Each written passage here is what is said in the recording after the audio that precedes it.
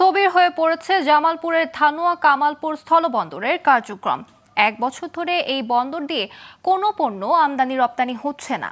এতে বেকার হয়ে পড়েছে কয়েক হাজার শ্রমিক, পাশাপাশি সরকার হারাচ্ছে রাজস্ব। ব্যবসায়ীদের অভিযোগ, ওয়েট স্কেলে মাপার পরও নেওয়া হয় বাড়তি শুল্ক।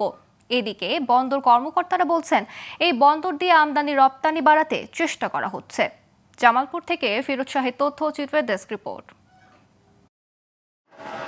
জামালপুর জেলার বকশীগঞ্জ উপজেলার ধানুয়া কামালপুর সীমান্তে রয়েছে ধানুয়া কামালপুর স্থলবন্দর। এই বন্দর দিয়ে ভারতের মেঘালয় রাজ্যের সাথে যোগাযোগ ও ব্যবসা বাণিজ্য হয়, কিন্তু 1 বছর ধরে এই বন্দর দিয়ে পণ্য আমদানি রপ্তানি বন্ধ রয়েছে। এতে থমকে গেছে বন্দরের সব কাজ, বেকার হয়ে পড়েছে কয়েক হাজার শ্রমিক, তাই মানবেতর দিন কাটছে তাদের।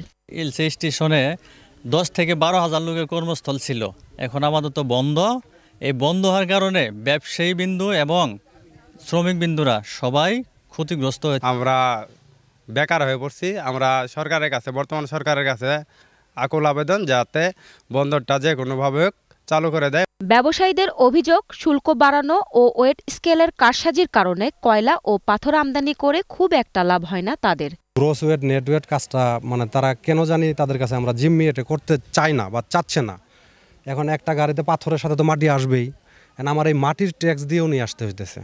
এখন আমার গাড়িতে 12 টন মাল আছে, আমি 12 টনের ট্যাক্স দিব, কিন্তু আমার নেট ওয়েট, গ্রস ওয়েট ধরে দিবে না যে এইখানে হলো 5% বা 10% বা 20% মাটি আছে, এটা ছাড় দিয়ে আমি নেট ওয়েটটা বের করে দিলাম। এই ধরনের একটা সমস্যা। এদিকে রাজস্ব কর্মকর্তারা জানান, কোনো পণ্যের কর কমানোর সুযোগ নেই, তবে ব্যবসায়ীদের বন্দরটি ব্যবহারের উৎসাহিত করা হচ্ছে। আমাদের এখানে তো বন্দর আগে ছিল না, নতুন বন্দর হয়েছে। বন্দর হওয়ার কারণে বন্দরের ইম্পোর্টারদের একটা খরচও বেড়ে যায় বন্দরে। সেটা হচ্ছে লিগেলি খরচ, যেটা হচ্ছে আপনার স্কেল খরচ, লেবার চার্জ বা বিভিন্ন। শিগগির শুল্ক না কমালে ও ব্যবসায়ীদের আগ্রহ না বাড়াতে পারলে সরকার হারাবে কোটি টাকার রাজস্ব, আর কাজ হারাবে হাজারো শ্রমিক। Global television news desk.